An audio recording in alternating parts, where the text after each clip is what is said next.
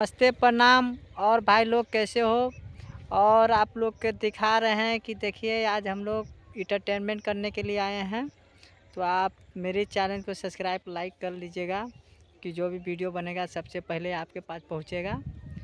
त चढ़ते फागुनवा छौरी डालाइले रंगवा, चढ़ते फागुनवा छौरी डालाइले रंगवा, आ होलिया में पूरा मजा ले गे, अब छोड़ही न फागुनवा, होलिया में पूरा मजा ले गे, अब छोड़ न फागुनवा, आ छोड़िए न फागुनवा जानू, छोड़िए न फागुनवा, आ होलिया में रंगवा ललैले गे, छौड़ी छोड़ी न फागुनवा, आ लाल पियर रंगवा छौरी डाल दे चोली में, लाल पियर रंगवा छौरी डाल दे चोली में, आ चढ़ते फागुनवा छौरी खेला लई रंगवा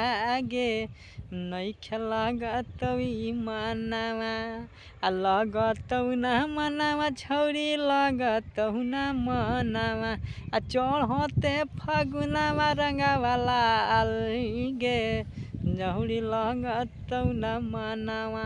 तो नमस्ते, प्रणाम। और भाई लोग के आप लोग को इंटरटेनमेंट कर रहे हैं, और आप लोग ज़रूरी मेरे चैनल को सब्सक्राइब लाइक कर लीजिएगा कि कोई भी वीडियो बनेगा सबसे पहले आपके पास पहुंचेगा। इसके लिए नमस्ते, बाय बाय।